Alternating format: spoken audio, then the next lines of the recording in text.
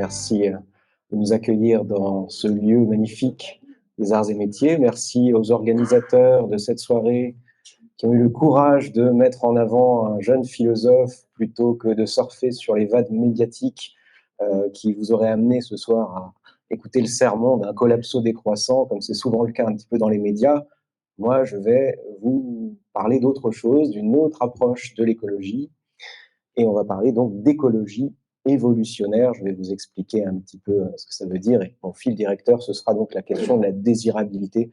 Vous allez voir que cette question, loin d'être un petit détail, est en réalité fondamentale pour la réussite de la transition écologique. Alors cette écologie évolutionnaire, elle est née de la rencontre entre deux courants de pensée écologistes, la pensée constructive, dont je suis l'initiateur avec mon ami Thierry Curti, nous qui avons fondé donc le courant constructif. Et c'est donc, si vous voulez, cette pensée constructive, une approche systémique et également évolutionnaire, mais également c'est une pensée qui vise à rassembler les solutions pour les synthétiser, pour créer une cohérence entre toutes les solutions qui existent déjà et qui sont un petit peu éparpillées.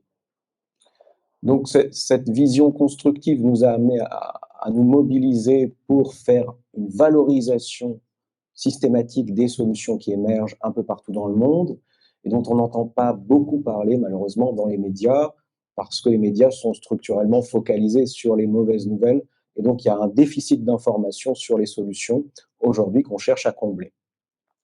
La deuxième composante de l'écologie évolutionnaire, c'est la pensée intégrale américaine, qui a donné naissance à l'écologie intégrale, qui est une manière d'approcher l'écologie qui consiste à dire qu'il nous faut une transition à 4 dimensions. Dimension individuelle et collective, dimension extérieure et intérieure. Et donc cette approche intégrale ajoute, si vous voulez, la dimension de la transition intérieure, qui est aussi fondamentale, même si beaucoup de monde pense que c'est un peu superficiel, que ça n'a pas beaucoup d'importance. Je vais vous expliquer pourquoi c'est fondamental. Voilà. Donc cette écologie évolutionnaire, on va essayer de l'introduire ce soir, de vous la présenter de manière pédagogique. Et en tant que philosophe, j'attache une certaine importance justement à être clair, ce qui n'est pas le cas de tous mes confrères. Donc j'espère que ce sera clair pour vous, et puis je serai disponible après la conférence, si vous voulez, pour continuer la discussion. Alors pour commencer, j'aimerais vous proposer une citation d'une femme exceptionnelle qui s'appelle Barbara Marx Hubbard, qui est une leader évolutionnaire américaine, qui a écrit un livre que je vous invite à lire qui s'appelle « Évolution consciente ». Et dans ce livre, elle nous dit ceci: « Si les innovations positives s'enchaînent de manière exponentielle avant que les ruptures massives ne se renforcent mutuellement, alors le système peut se reconfigurer vers un ordre supérieur de conscience et de liberté, sans effondrement économique, environnemental ou social. » Alors pourquoi cette citation me paraît importante pour commencer? Parce qu'elle met l'accent sur un point décisif, qui est la question de la vitesse de la transition. Nous sommes dans une situation de changement de paradigme, et dans toutes les situations de changement de paradigme, vous avez le paradigme actuel qui est en déclin et qui va vers son effondrement terminal parce qu'il est rempli de contradictions internes qui vont le faire exploser. Et donc, au même moment où vous avez ce déclin, vous avez un paradigme émergent qui se construit, qui s'élabore, qui n'est pas encore tout à fait opérationnel, mais qui le devient progressivement. Et l'enjeu, c'est que ces forces d'émergence soient plus rapides que les forces d'effondrement, sans quoi l'effondrement prendra le dessus sur l'émergence. Et donc, c'est ça l'enjeu de la vitesse, qui est fondamental et dont on parle assez peu. Pourquoi on en parle assez peu? Parce que évidemment, les scientifiques qui travaillent sur ces questions sont concentrés sur la question de la faisabilité technique de cette transition, très souvent, et ils oublient un autre facteur qui est un facteur plus subjectif, qui est la question de la volonté. Et on va voir pourquoi cette question est déterminante. La bonne nouvelle dans tout ça, c'est que nous avons aujourd'hui toutes les solutions pour réaliser cette transition écologique, et ça, je pèse mes mots en le disant, puisque j'ai passé une dizaine d'années de ma vie à faire ce que j'appelle de la prospective des solutions. À partir de 2019, on l'a fait au sein du courant constructif, mais avant, on le faisait dans un cadre plus informel. Et cette prospective des solutions nous montre que, contrairement à ce que nous disent aujourd'hui beaucoup de collapsologues qui disent qu'il n'y a pas de solution, en réalité, l'humanité a quand même fait le boulot, même si on n'en a pas assez parlé, et les solutions sont là. Alors, on en verra quelques-unes, je ne pourrai pas vous montrer tout ce qui existe, parce que ce sont des milliers d'articles. Mais par contre, il y a un autre problème, qui n'est pas celui auquel on pense, et qu'il ne suffit pas que les solutions existent pour qu'un problème soit résolu. Parce que pour que le problème soit résolu, il faut que les solutions soient appliquées. Et appliquées à l'échelle du problème, mais appliquées également dans les temps impartis par le problème. Et donc, c'est ça, vous voyez, la problématique véritable aujourd'hui, ce n'est pas une problématique de faisabilité, c'est une problématique de rapidité qui renvoie finalement à une autre question qui est la question de la volonté. Pour accélérer cette transition, il nous faudrait un sursaut volontariste, une mobilisation constructive mondiale, et c'est ça que nous devons mettre en place pour que les solutions qui existent déjà soient appliquées. Si on ne le fait pas, si on manque de volonté, cette transition se fera, mais elle se fera mollement, et le risque, c'est qu'elle ne se fasse pas dans les temps qui nous sont impartis. Donc vous comprenez cet enjeu de la volonté.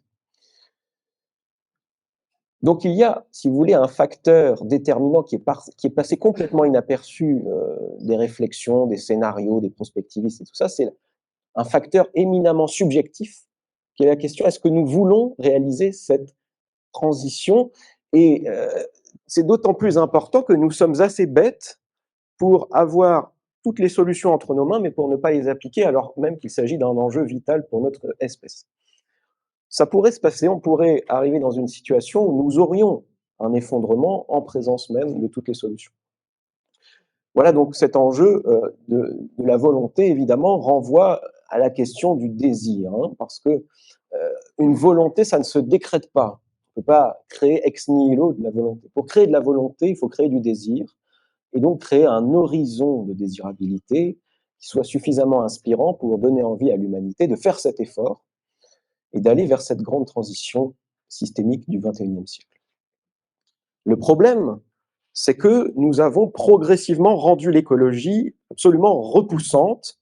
Je vais vous expliquer pourquoi, mais j'ose le dire parce que, évidemment, aujourd'hui, on n'a quelque part pas le droit de se dire je ne suis pas écologiste. Et moi, je suis écologiste, je veux l'être. Mais cette écologie-là, cette version-là de l'écologie qu'on voit dans les médias actuellement, ne me convient pas personnellement, évidemment, mais je la pense également inefficace. Pourquoi? Parce que c'est une écologie qui tue le désir de transition, précisément. Pourquoi? Parce que c'est une écologie culpabilisante et moralisatrice, orientée problème, on nous bassine chaque jour, quand on nous parle d'écologie, des problèmes, sans nous parler des solutions.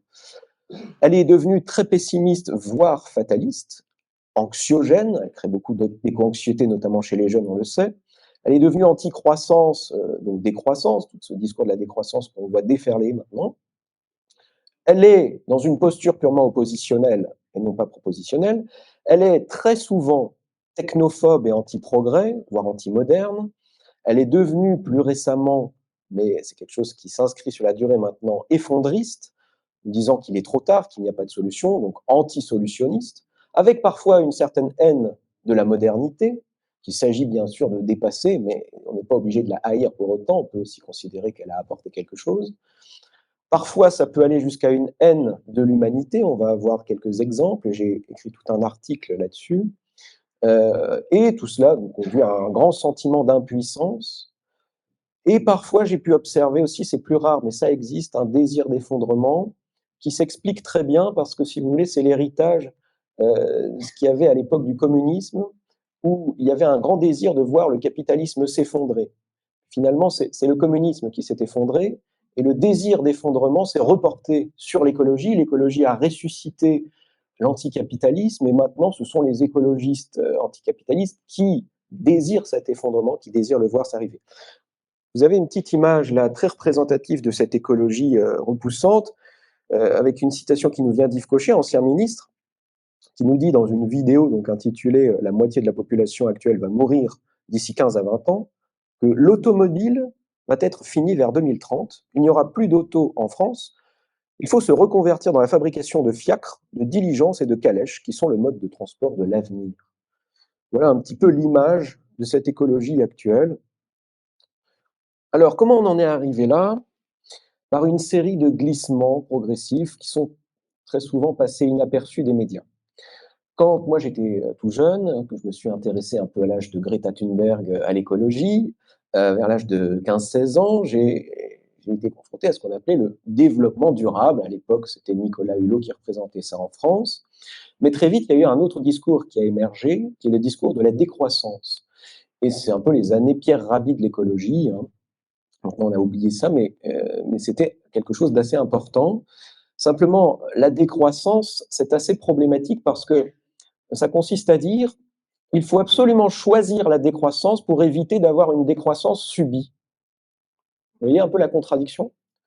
Donc, en fait, il y aurait une décroissance, la décroissance choisie, qui serait absolument désirable, pour pouvoir éviter la décroissance qui serait absolument non désirable, qui serait la décroissance subie. Donc déjà, il y a quelque chose qui m'avait interpellé à l'époque. Et j'ai bien vite réalisé que cette décroissance était assez irréaliste parce qu'elle était, d'une part, incompatible avec la vitalité économique de nos sociétés, avec la préservation de nos systèmes sociaux. Elle est irréaliste par rapport à la montée des émergents et la compétition internationale. Elle reviendrait finalement à perdre notre rang de puissance et à sortir de l'histoire. Et puis, il ne faut pas oublier que la décroissance est un discours qui vous dit il faut que les pays du Nord décroissent pour que les pays du Sud puissent croître. Donc, elle n'est pas si décroissante que ça, puisqu'elle invite quand même le Sud à croître. Et la croissance du Sud, c'est pas quand même rien.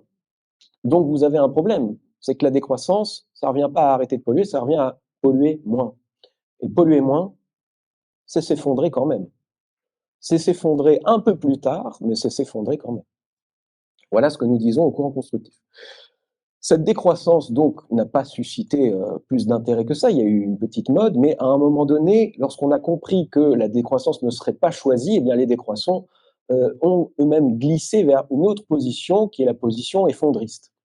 Ça a émergé dans les années à peu près 2016-2017, ça s'est imposé dans les médias vers 2019-2020, et on a eu la vague de la collapsologie avec Pablo Servigne et quelques autres.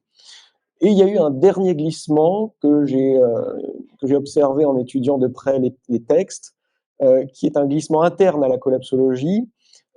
Si vous voulez, la collapsologie maintient encore un horizon de désirabilité en disant que finalement, après l'effondrement, on pourrait réaliser des utopies éco-anarchistes. Donc, il y aurait une sorte d'utopisme post-effondrement.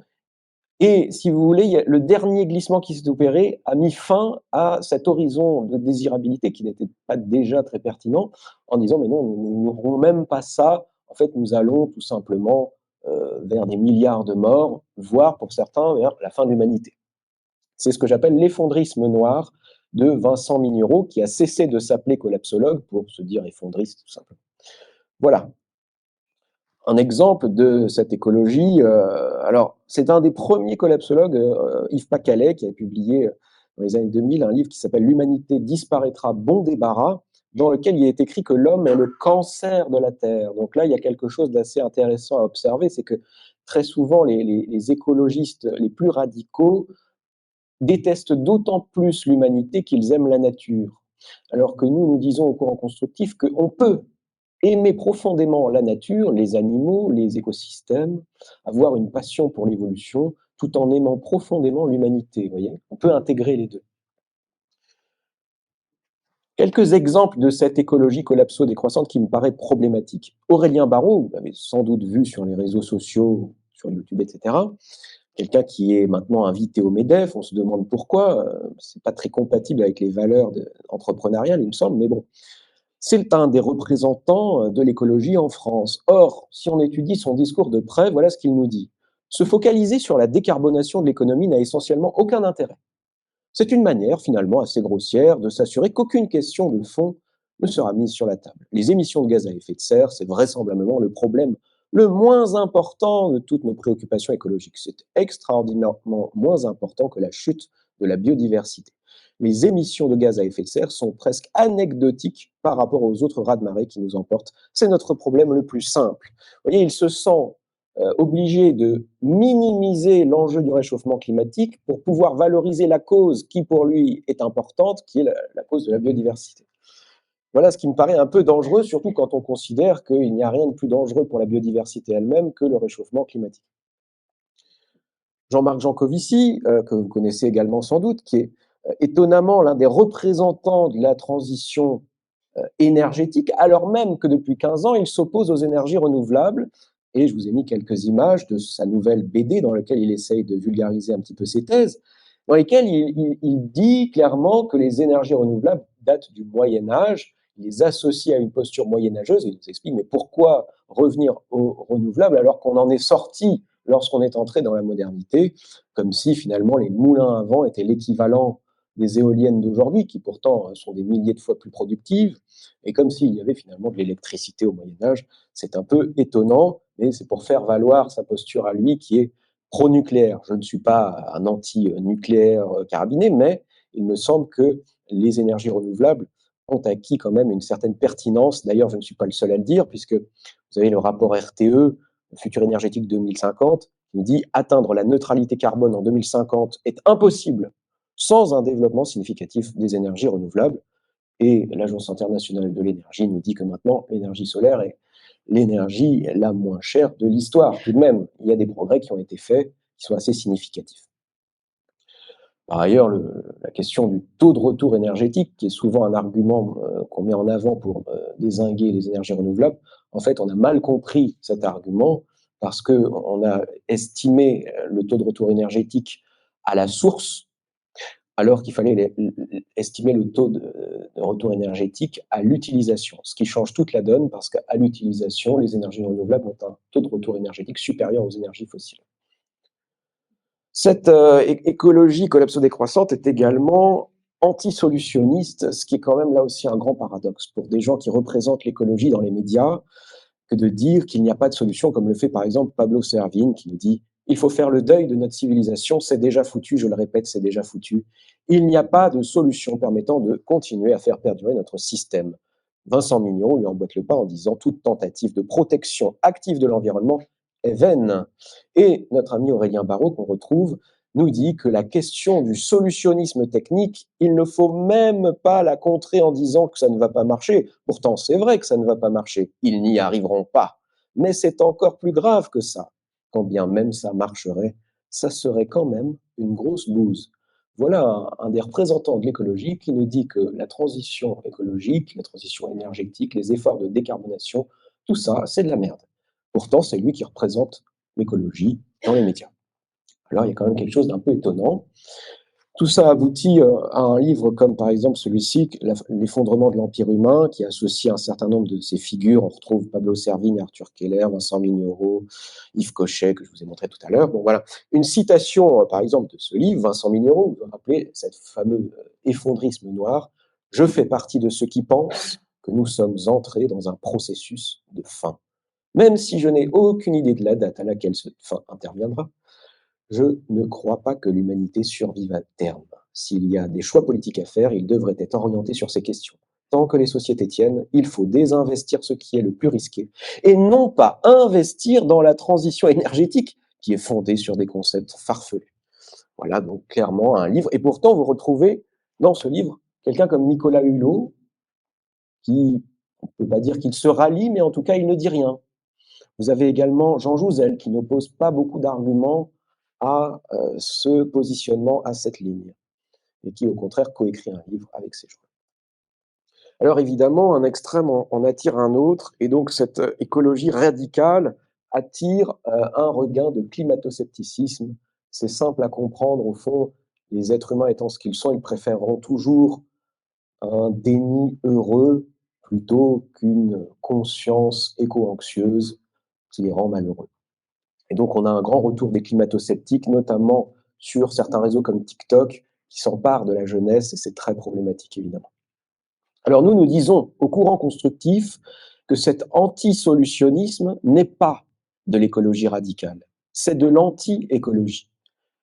Il faut remettre les choses à l'endroit. Les représentants médiatiques de l'écologie, qui passent leur temps à attaquer les solutions issues de la technoscience et la transition énergétique, ne sont pas des écologistes, mais des ennemis de l'écologie.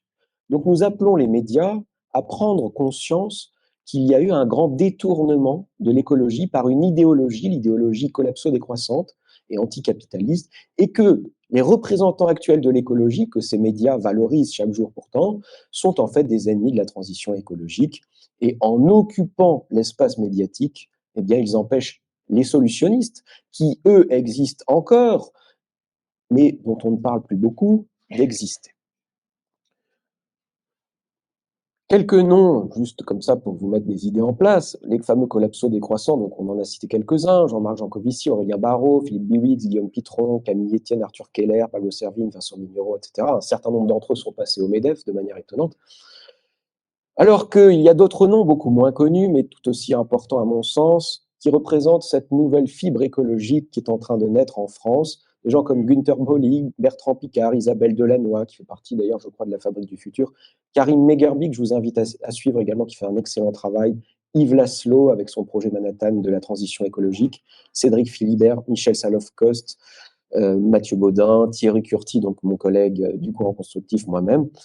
À l'étranger également, hein, ça existe, cette tendance-là, Jérémy Rifkin, Paul Hawken, vous avez peut-être entendu parler du projet Drawdown qui a rassemblé 100 solutions merveilleuses pour inverser le réchauffement climatique. Brian Slatt, qui est en train actuellement, c'est un petit jeune qui est en train de dépolluer les océans. Bill Gates, qui a une attitude assez systémique également dans son approche. Tony Seba, qu'on connaît moins, mais qui est vraiment très important à mon sens, avec son institut RethinkX. Hélène MacArthur, la représentante de l'économie circulaire. Ken Wilber, qui est un des penseurs intégraux les plus importants. Quelques lieux de rassemblement où ces acteurs, ces penseurs se retrouvent. Donc la Fabrique du Futur, qui est un véritable écosystème. Je vous invite à vous renseigner, à rejoindre la Fabrique du Futur. Le courant constructif qu'on a construit justement pour faire valoir ces idées. Et également l'Institut des futurs souhaitables de Mathieu Baudin, avec lequel on est un petit peu en contact. Alors, cette écologie désirable, quelle est-elle? Eh bien, d'abord, c'est une écologie donc constructive, hein, plutôt que pessimiste. L'attitude constructive que j'ai théorisée, donc, c'est un juste milieu, un équilibre entre un optimisme béat et un pessimisme défaitiste. J'aime bien dire que aujourd'hui, on peut encore être lucide et constructif. On ne peut plus être lucide et optimiste, mais on peut encore être lucide et constructif. En tout cas, il s'agit de ne pas céder à cette tentation fataliste et abandonniste parce que tout est encore possible. Cette écologie est également créative plutôt que morale. C'est un point important parce que l'écologie morale nous mène dans l'impasse. Je vous expliquerai pourquoi. Cette écologie morale, vous savez, c'est celle qui cherche à nous culpabiliser, à punir, à sanctionner, à interdire, etc. L'écologie créative, c'est une écologie qui va se baser sur la capacité qu'a le génie humain d'opérer une résilience de type créative, en utilisant donc ce génie pour inventer toutes sortes de solutions. La différence est importante. En fait, c'est une différence d'approche fondamentale. Lorsque vous avez un objet polluant, l'approche morale va consister à dire il faut supprimer cet objet polluant qui est insupportable en l'interdisant, en le sanctionnant, etc. L'écologie créative va plutôt chercher à faire évoluer cet objet vers une forme décarbonée, voire dépolluante ou régénérative. Je prends l'exemple du tri des déchets. La solution morale au tri des déchets, vous la connaissez, on le fait tous, on trie nos déchets, ça demande à chaque fois qu'on le trie un effort moral. Le problème de ça, évidemment, c'est que 20 à 30% des Français ne trient pas leurs déchets, 20% à peu près les trient mal, et donc c'est problématique. Vous voyez, le problème avec l'écologie morale, c'est que l'humanité n'est pas une espèce particulièrement morale. Et donc on peut attendre longtemps encore pour que tout le monde fasse un effort moral. C'est là que l'écologie créative a un intérêt parce qu'elle fournit le même effort, mais en amont, qui est un effort, là, non pas moral, mais créatif. Un effort de création d'une solution qui va nécessiter un petit groupe d'experts très compétents dans un secteur pour mettre en œuvre cette solution, pour l'implémenter dans le système, de sorte qu'ensuite, cette solution va être utilisée par tous, y compris par ceux qui n'ont pas travaillé là-dessus. Il y a une grande différence dans ces deux approches. C'est que, donc, comme je vous disais, l'écologie morale implique que toute l'humanité devienne morale, qu'elle s'éveille, qu'elle devienne consciente écologiquement, etc. Malheureusement, on sait très bien que cette espèce n'est pas suffisamment morale pour arriver à cet objectif. Et on est encore dans un pays assez avancé là-dessus. Il ne faut pas oublier tous les pays émergents qui sont dans la survie, etc. Alors que l'écologie créative nous donne cet espoir parce qu'elle consiste à dire qu'un petit groupe d'individus compétents et conscients peuvent changer toute la donne. Il n'est pas besoin que toute l'humanité arrive à ce niveau de performance. D'ailleurs, vous connaissez peut-être cette citation de Margaret Mead, l'humanité n'a jamais changé dans l'histoire que par un petit groupe d'individus compétents et conscients. Donc ça nous donne de l'espoir parce qu'on sait qu'on ne sera pas suffisamment nombreux pour faire cette transition, mais justement, en étant un petit groupe compétent et motivé, on peut y arriver. Cette écologie est également orientée solution plutôt que problème. Alors ça, c'est quelque chose qui vient un petit peu du coaching également. Vous savez, dans le coaching, c'est ce mindset orienté solution plutôt qu'orienté problème. Alors évidemment, les solutions sont d'abord les solutions sectorielles, dans l'énergie, dans l'agriculture, dans l'éducation, etc. Mais également, et de manière peut-être plus importante, c'est de penser des solutions systémiques. Pourquoi? Parce que la problématique de cette crise de la modernité c'est une crise systémique. Donc, à une crise systémique, il faut une réponse systémique. Et c'est là qu'il y a un certain nombre d'acteurs qui sont en train d'avoir cette approche systémique et de la développer à travers certains concepts que vous connaissez peut-être, comme l'économie circulaire, l'économie de la fonctionnalité, l'économie bleue de Günther Pauli, le projet Drawdown, dont je vous parlais tout à l'heure, qui a rassemblé une centaine de solutions, l'Institut RethinkX aussi aux États-Unis, qui fait un excellent boulot pour montrer le caractère disruptif de toutes ces solutions, la Fondation Bertrand Piccard en France qui rassemble des solutions, un millier de solutions, même plus maintenant, sur 3 critères: durabilité, rentabilité, efficience. On y reviendra. Le Green New Deal de Jeremy Rifkin, qui est également quelque chose d'assez systémique, et la transition systémique du courant constructif dont je vais vous parler un petit peu. Voici une capture d'écran de la base d'information que nous avons créée parce que l'information est une bataille très importante dans la réussite de cette transition. Malheureusement, on est confronté à une grande désinformation qui vient très souvent de l'industrie du pétrole aux États-Unis, de certains think tanks américains liés à cette industrie. Et malheureusement, les thèses de désinformation sont parfois reprises par les écologistes eux-mêmes, donc on ne s'en sort pas. Il faut avoir une véritable information sur ces solutions qui sont peu mises en avant. Et donc, nous avons bâti voilà, une base de données qui comprend aujourd'hui plus de 19 000 articles orientés solutions. Je vous invite à découvrir toutes ces catégories, comment on va réduire le CO2, comment on va faire évoluer les transports, comment on va recycler de plus en plus, etc. etc. Une écologie également propositionnelle plutôt qu'oppositionnelle, c'est quand même facile de rester dans l'opposition. Hein. À un moment donné, il faut quand même se mouiller un petit peu les mains et entrer dans une approche propositionnelle. C'est ce que nous essayons de faire. Trop souvent, l'écologie se réduit à cette posture du militant purement oppositionnel qui fait des actions dans la rue comme ça, comme Extinction Rebellion sur la photo qu'on voit là. Cette écologie, alors ça c'est un point aussi important et je crois qu'il y a un certain nombre de chefs d'entreprise ce soir, il faut que cette écologie, pour être désirable, il faut qu'elle soit rentable. C'est un point évidemment que les écologistes ont du mal à assumer parce que ce sont des milieux plus associatifs, c'est une culture qui est loin souvent du secteur économique. Or, la rentabilité est un véritable levier pour la transition, c'est ce qui permet de l'accélérer parce qu'on peut compter sur l'avidité humaine pour accélérer la transition.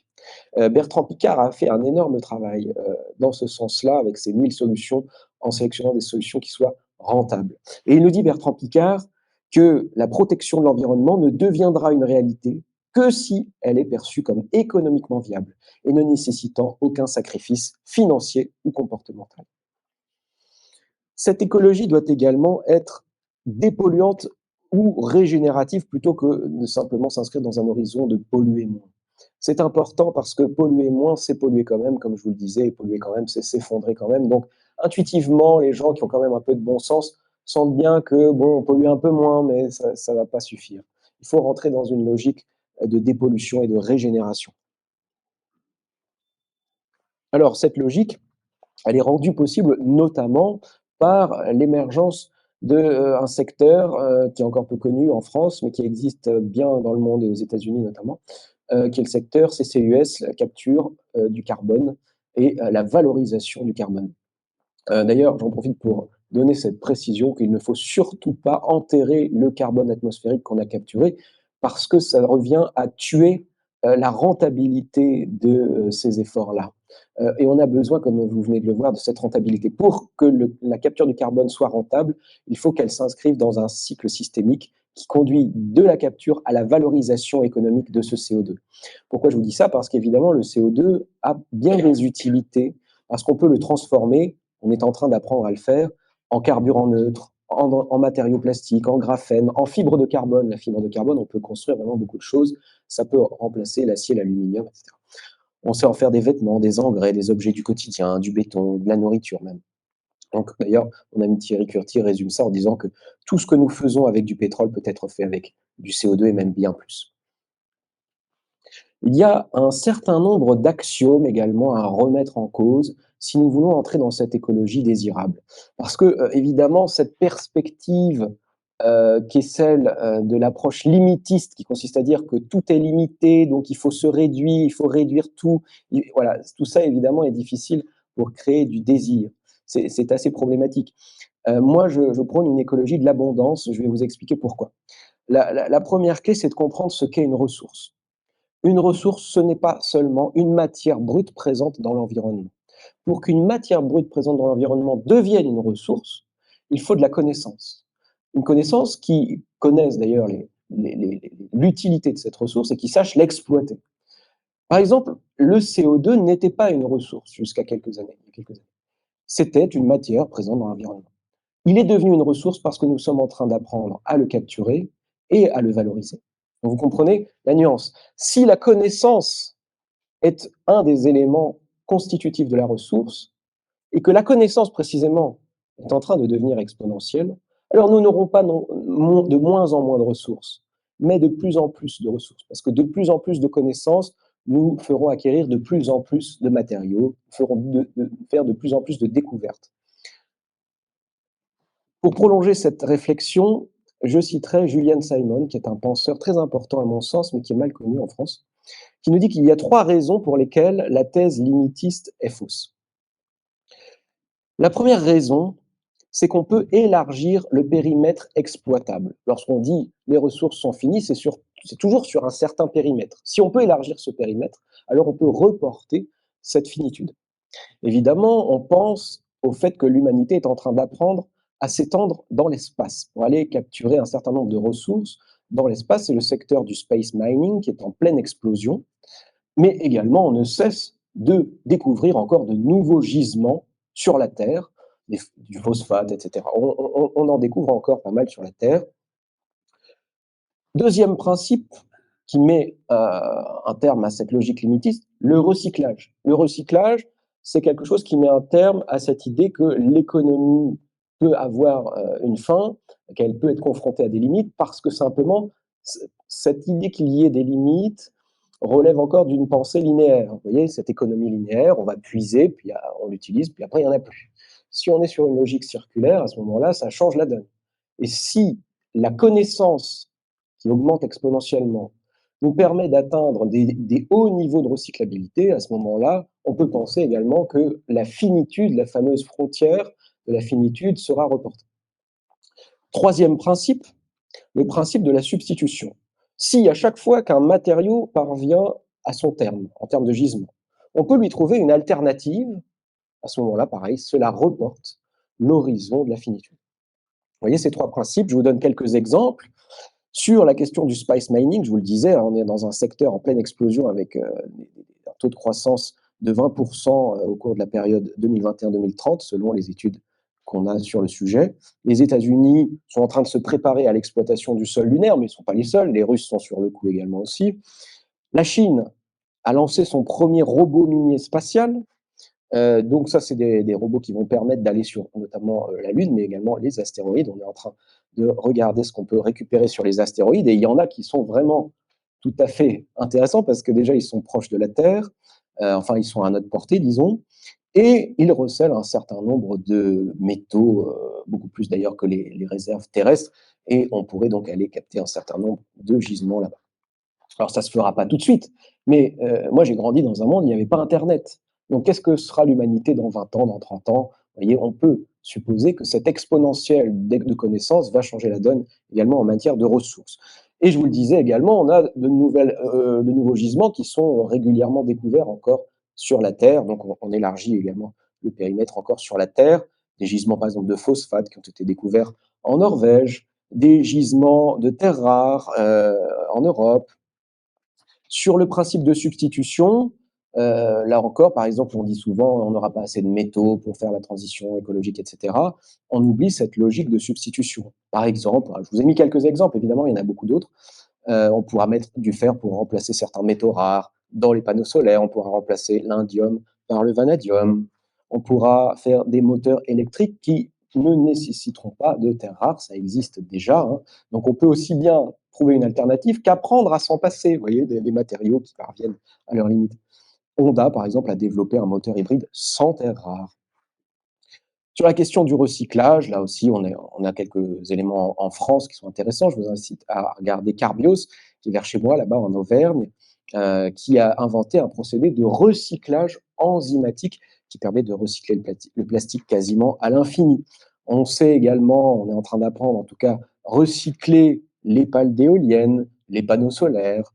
De plus en plus, on recycle également les batteries, hein, vous savez, ce problème des métaux dans les batteries. Voilà. Donc tout ça m'amène à dire qu'il nous faut une écologie de l'abondance en utilisant ces trois principes. Et l'abondance, on doit la viser dans le domaine de l'énergie, plutôt que de viser cette décroissance de l'énergie.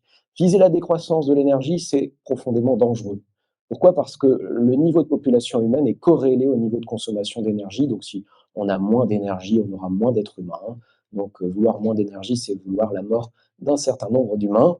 Et c'est vouloir aussi une régression civilisationnelle parce que le niveau de complexité qu'on a atteint dans notre société s'appuie évidemment sur la consommation d'énergie. Donc voilà. Alors, entrer dans cette logique d'abondance, c'est possible. L'horizon qui est de vouloir 100% d'énergie renouvelable, ce n'est pas un horizon irréaliste. Il y a quantité d'études des meilleures institutions au monde qui nous disent que c'est possible. Alors évidemment, c'est difficile, c'est très difficile, mais on peut y arriver à plus ou moins long terme. Et donc, il ne faut pas viser ça immédiatement. On peut encore utiliser le nucléaire quand on en a, hein, on peut s'appuyer sur d'autres éléments, mais en tout cas, c'est l'horizon à conserver. Et puis, si on ajoute au solaire et à l'éolien les énergies marines, l'hydrogène naturel, les carburants neutres issus donc du CCUS, les centrales nucléaires, la fusion aussi qui arrive hein, normalement vers l'horizon 2050-2060, l'humanité a tout à fait les moyens de trouver des solutions à la fin du pétrole et de sortir des fossiles. Il y a d'ailleurs un rapport qui s'appelle Sky is the Limit de l'Institut Carbon Tracker qui a montré que le seul solaire et éolien pourrait répondre 100 fois à la demande énergétique mondiale. Les énergies renouvelables pourraient, dit ce rapport, alimenter le monde d'ici 2050, alors que les prix des renouvelables s'effondrent, remplaçant les énergies fossiles, ce qui amène le président d'Energy Watch Group à dire que la transition énergétique n'est pas du tout une question de faisabilité, c'est une question de volonté, on retrouve ce mot volonté politique. Quelques mots sur les énergies marines, parce que très souvent, quand on parle des énergies renouvelables, on parle du solaire et de l'éolien. Je ne sais pas pourquoi on oublie les énergies marines qui ont le mérite de ne pas être intermittentes. C'est quand même un point intéressant, parce que souvent on dit que les énergies renouvelables sont intermittentes. Ce n'est pas le cas de toutes. Les énergies marines pourraient à elles seules répondre aux besoins énergétiques mondiaux, rien que ça. Donc si vous ajoutez tout le reste, vous voyez, on peut aller très loin avec les énergies renouvelables. Mais je ne suis pas en train de dire qu'on est en train d'y arriver. Je suis en train de dire que si on avait la volonté, on pourrait y arriver. Une écologie désirable, ce serait également, à mon sens, une écologie multi-archétypale. Alors ça, c'est un mot que j'ai un petit peu inventé pour vous dire une chose importante, à mon sens. L'écologie, encore une fois, comme je vous disais, se réduit très souvent à cette idée du militant oppositionnel. Moi, je considère que l'écologie, ce n'est pas demander à tout le monde de quitter son boulot pour aller dans la rue, faire des manifestations, etc. L'écologie, c'est au contraire, à mon sens, d'utiliser vos compétences respectives, chacun a des compétences dans différents secteurs de la société, de mettre ces compétences au service de la transition là où vous êtes. Je ne vous demande pas, moi, d'abandonner ce que vous faites dans vos vies pour aller militer, comme par exemple on l'entend beaucoup dans le discours des bifurqueurs, vous savez, il y a eu toute cette polémique sur les bifurcants, qui malheureusement ont des compétences dont la société aurait besoin, mais qui quittent le monde des ingénieurs, par exemple, pour aller créer une ferme dans les Cévennes, etc. C'est pas comme ça que je vois les choses.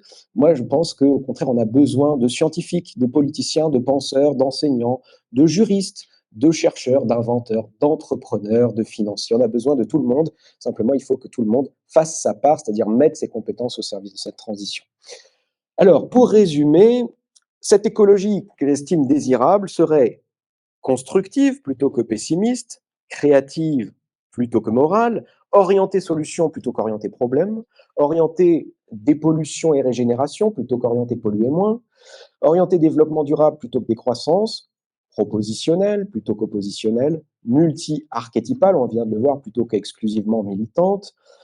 Elle prônerait une abondance liée au fait que les ressources ne sont pas limitées à la terre, mais plutôt à la connaissance, et la connaissance est exponentielle.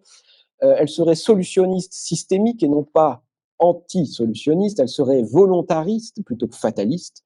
Elle serait rentable plutôt qu'opposée au secteur économique. Elle serait favorable à une transition systémique intégrant les facteurs sociaux, éducatifs, etc., et non pas seulement centrée sur l'écologie. Ce serait une logique évolutive plutôt que régressive. Elle prônerait un changement systémique et pas seulement individuel. Et enfin, elle viserait une abondance d'énergie plutôt que moins d'énergie. Voilà. Maintenant, je passe à la deuxième partie de cette conférence qui concerne l'écologie intégrale. Vous allez comprendre pourquoi les deux sont importants. Très souvent, on se retrouve dans la situation où vous avez d'un côté des gens qui s'occupent de la transition extérieure, avec la transition écologique, énergétique, etc., les aspects bien techniques, vous voyez, mais qui ne sont pas du tout conscients de l'importance d'une transition intérieure, basée sur l'évolution des valeurs, de la conscience, du rapport à la nature, etc. Et de l'autre côté, vous avez des gens qui sont passionnés d'écologie intérieure, qui méditent dans la nature, qui ouvrent leur conscience, etc., mais qui ne s'intéressent pas du tout, qui ne sont pas du tout au courant des problématiques un peu techniques, vous voyez, du développement durable, etc. C'est très rare qu'on ait les deux, et l'écologie intégrale vise précisément à réunir les deux, parce qu'on a besoin des deux. Pourquoi? Pour une raison bien simple, c'est qu'on est en train de changer de paradigme. Or, un paradigme, c'est quelque chose qui détermine l'extérieur, l'infrastructure d'une civilisation, mais c'est aussi quelque chose qui nous habite, c'est quelque chose qui est un modèle mental, une vision du monde, une sensibilité, vous voyez, la sensibilité moderne, la vision du monde moderne. Ça fait partie du paradigme. On ne peut pas changer l'un sans l'autre. Pas d'écologie extérieure sans écologie intérieure.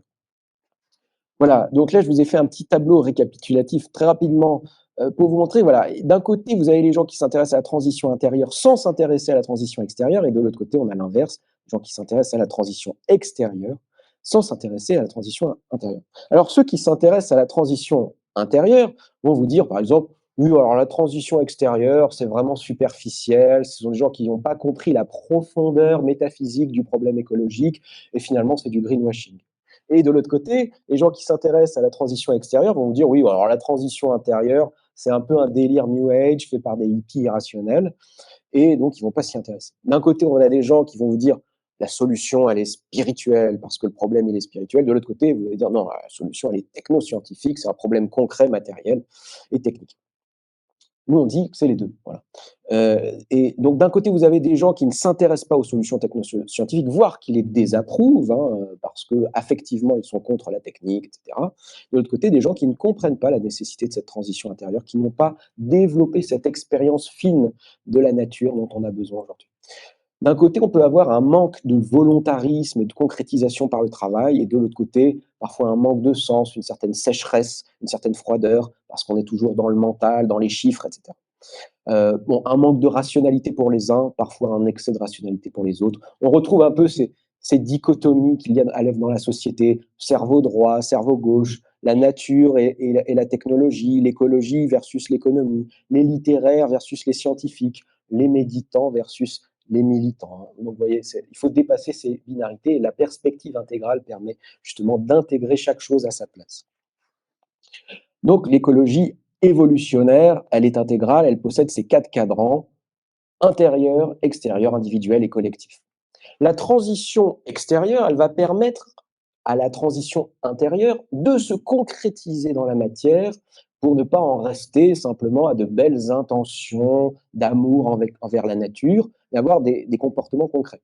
La transition intérieure, elle va permettre à la transition extérieure d'être dynamisée libidinalement par la force d'une expérience, d'un amour pour la nature. La transition extérieure, on pourrait dire qu'elle fait évoluer nos moyens, alors que la transition intérieure, elle va faire évoluer nos fins. On veut dire autrement, la transition extérieure, elle va changer l'infrastructure de nos civilisations, tandis que la transition intérieure, elle va changer la superstructure, c'est-à-dire la culture, l'éducation, la spiritualité, les valeurs, etc. Alors, cette écologie intérieure se décline en 4 dimensions. La dimension corporelle, la dimension émotionnelle, la dimension mentale et la dimension spirituelle, qui est très importante également. Sur la dimension corporelle, alors, cette dimension est très importante parce que très souvent, on conçoit l'environnement comme quelque chose d'extérieur à nous. La nature serait extérieure. Sauf que la nature, c'est aussi notre corps. La nature, elle est en nous.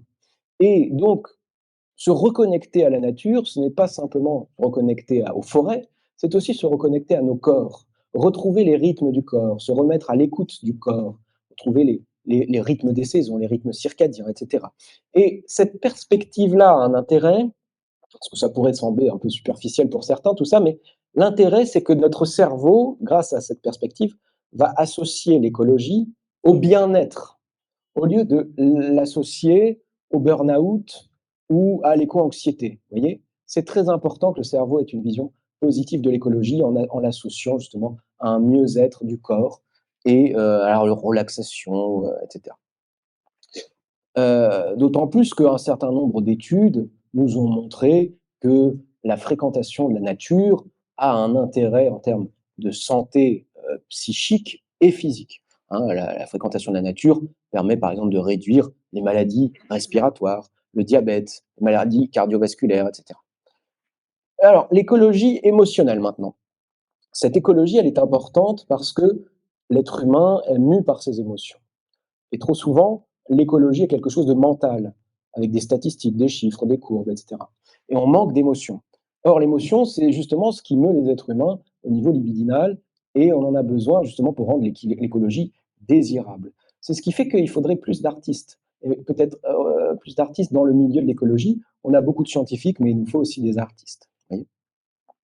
Donc, cette écologie émotionnelle, c'est entrer en contact affectif avec la nature, embrasser les arbres, prendre des bains de forêt, marcher pieds nus, contempler la nature. Ça peut sembler un peu provocateur de dire ça ici, mais c'est important. Je vous ai mis d'ailleurs, pour provoquer encore plus, une photo d'un de mes amis arbres qui se trouve dans une forêt d'Auvergne et que je vais régulièrement rencontrer pour passer un peu de temps avec lui, et je développe un lien affectif, vous voyez, à la nature de cette manière. Développer une écologie de l'amour. C'est important, on ne parle pas assez d'amour dans l'écologie, pourtant c'est bien l'enjeu. Apprendre à aimer la nature. L'amour, aimer, nous disait Victor Hugo, c'est agir. On ne va pas agir pour ceux qu'on n'aime pas, parce que aimer, c'est porter en soi-même ce qu'on aime. Et donc on va défendre ce qu'on aime, évidemment. La sagesse amérindienne, il faudrait un petit peu renouer avec cette sagesse, elle nous enseignait cet amour de la nature. Par exemple, vous avez un chef Lakota, Standing qui nous disait « Le Lakota était empli de compassion et d'amour pour la nature, et son attachement grandissait avec l'âge. » Il nous disait aussi que les Lakota savaient que le cœur de l'homme éloigné de la nature devient dur. Vous voyez, l'enjeu du cœur, le chakra du cœur. Nous ne sommes pas seulement des têtes, même si nous sommes, moi personnellement, en tout cas c'est mon cas, un philosophe des penseurs, et ça fait partie aussi du genre humain, mais il faut développer cette affectivité. Développer cette affectivité, c'est aussi développer notre empathie envers les êtres non humains. On s'est trop souvent comporté comme de véritables psychopathes envers les animaux. Je viens d'écrire tout un article sur les alternatives à la vivisection. C'est quand même quelque chose, quand on voit les images, c'est assez horrible. On a mis plusieurs millénaires à comprendre que les esclaves étaient des êtres humains comme les autres. On a mis quelques siècles de plus pour comprendre que les femmes étaient des êtres humains comme les autres. Et on est en train de comprendre que les animaux sont des personnes à part entière qui ont une valeur intrinsèque. Vous voyez la photo de Jeanne Goodall, justement, qui incarne bien cette affectivité envers les non-humains.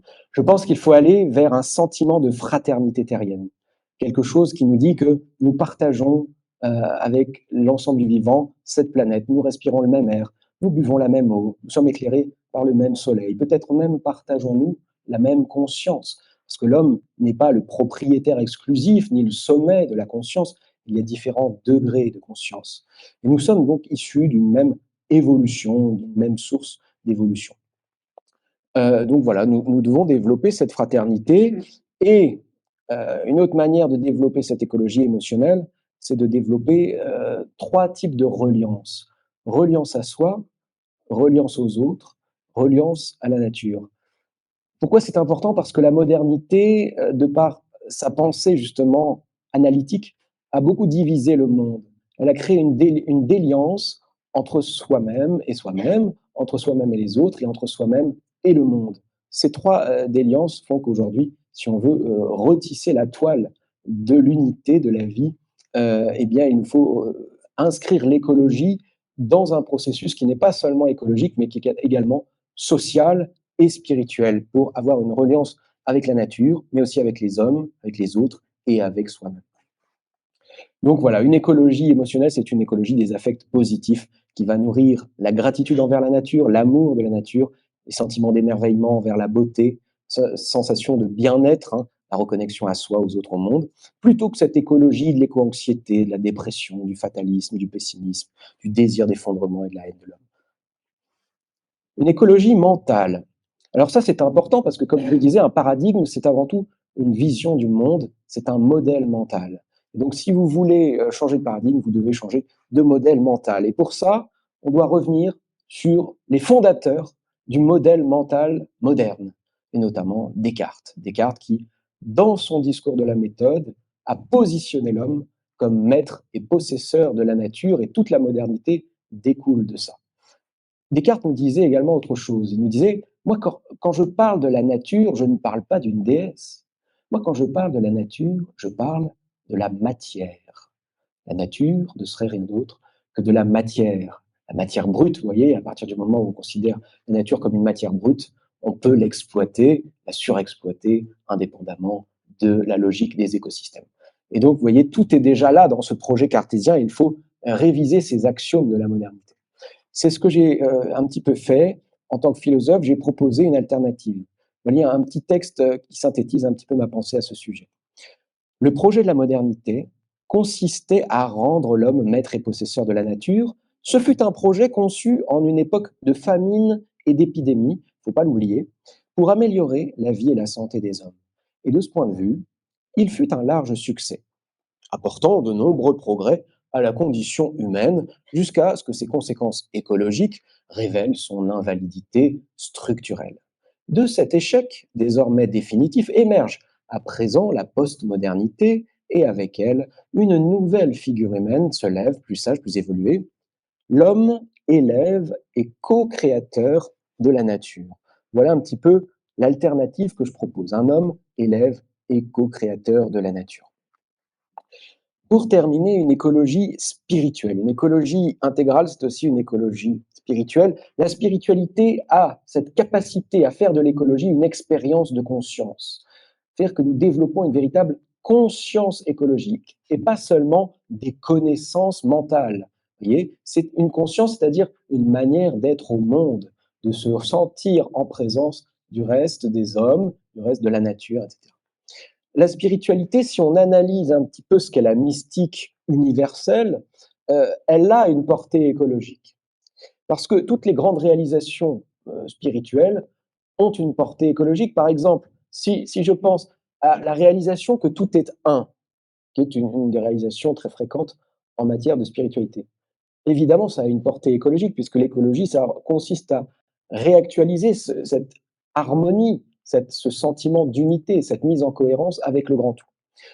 Lorsque la spiritualité nous permet également de comprendre que tout émane d'une même source, d'une même conscience, et que chaque être qui émane de cette conscience est porteur de cette conscience et développe en ce sens-là une valeur intrinsèque, eh bien la spiritualité également nous amène à une conscience plus écologique. Et inversement, la nature, la fréquentation de la nature a tendance à faire diminuer un petit peu l'ego et le mental de l'homme pour l'amener sur une conscience un peu plus spirituelle, un peu plus calme, un peu plus profonde, vous voyez, un peu plus alignée avec lui-même. Alors voilà, je terminerai cette conférence sur un dernier gros volet. Pour construire cette désirabilité, nous devons travailler sur la question des récits. L'humanité n'est pas mue seulement par des chiffres, des données, des statistiques, des courbes, des scénarios prospectivistes. Elle est mue par des récits depuis qu'elle est humanité.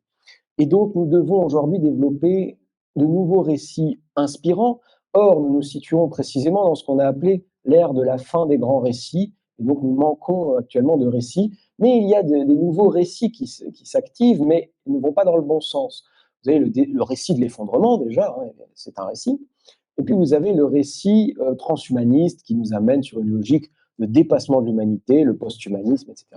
Alors ça, ce ne sont pas des récits très équilibrés à mon sens. Nous, on est pour un récit qui consiste à dire que nous pourrions aller, pour la première fois de notre histoire humaine, vers l'ère du plein potentiel humain.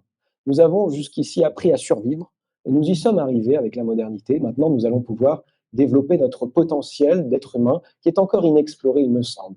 Alors, ce nouveau grand récit, on a travaillé dessus au courant constructif, parce qu'évidemment, nos adversaires collapso-décroissants sont assez mauvais là-dessus, parce que comment vous voulez vendre l'horizon de l'effondrement, comment vous voulez vendre, euh, comment vous voulez rendre la décroissance sexy, c'est assez compliqué quand même, hein. Alors, nous avons proposé comme récit le récit de la grande transition systémique du XXIe siècle. Cette idée qu'on pourrait avoir dans tous les secteurs une mobilisation constructive mondiale qui nous amènerait à opérer ce saut vers le prochain stade de l'évolution humaine, qui serait un stade justement dans lequel l'homme, au lieu de se limiter, de se réduire, etc., au contraire, déploierait son plein potentiel. Ce récit s'inscrit lui-même dans un récit plus vaste encore, qui est le récit de l'évolution. Le récit de l'évolution humaine, d'ailleurs, déjà parce que l'évolution humaine, vous voyez, a gravi un certain nombre d'étapes et aujourd'hui, il s'agit de franchir une nouvelle étape de cette évolution. Et plus largement, le récit de l'évolution naturelle et cosmique, puisque nous inscrivons nous-mêmes en tant qu'évolution humaine dans une évolution plus large qui est l'évolution de la vie et l'évolution du cosmos. Voilà le grand récit dont nous avons besoin, à mon sens. Alors, vous voyez là une petite image qui récapitule ce que nous appelons la transition systémique du XXIe siècle. Elle se décline en 5 grandes transitions. Les 3 premières sont assez connues. Transition énergétique, transition écologique, transition agroécologique. Nous avons ajouté à ça le volet social, qu'on appelle la transition sociétale, parce que l'écologie, sans le social, ça ne fonctionne pas. Et enfin, la transition culturelle, qui comprend tout ce dont je viens vous parler, c'est-à-dire la transition intérieure, mais intérieure, individuelle et collective. Voilà. Et tout ça, donc, comme je vous disais, s'inscrit dans cette fabuleuse histoire de l'évolution qu'il nous faut redécouvrir. Il faut réapprendre à nous émerveiller de cette grande histoire de l'évolution si on veut prendre soin de la nature, parce que l'évolution, c'est juste un autre nom de la nature. Alors, qu'arrivera-t-il si on ne choisit pas cette ligne évolutionnaire? Eh bien, nous aurons à gauche une écologie révolutionnaire, anticapitaliste, de plus en plus oppositionnelle et radicalisée. À droite, nous aurons probablement, c'est en train de se dessiner, une écologie réactionnaire, conservatiste, naissant de l'évolution du climato-scepticisme et qui nourrit un certain écomodernisme orienté nucléaire.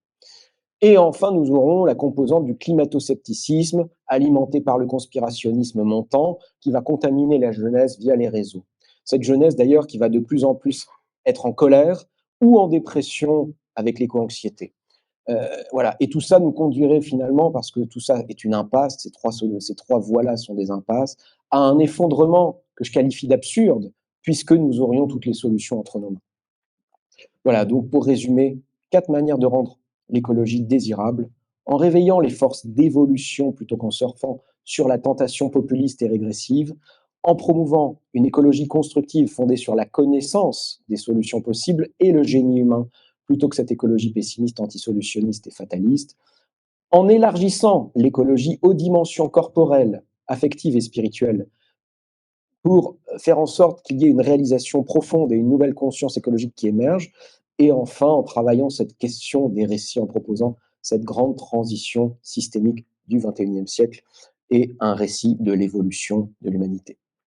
Voilà, maintenant, La balle est dans votre camp, vous connaissez les deux voies, à vous de choisir.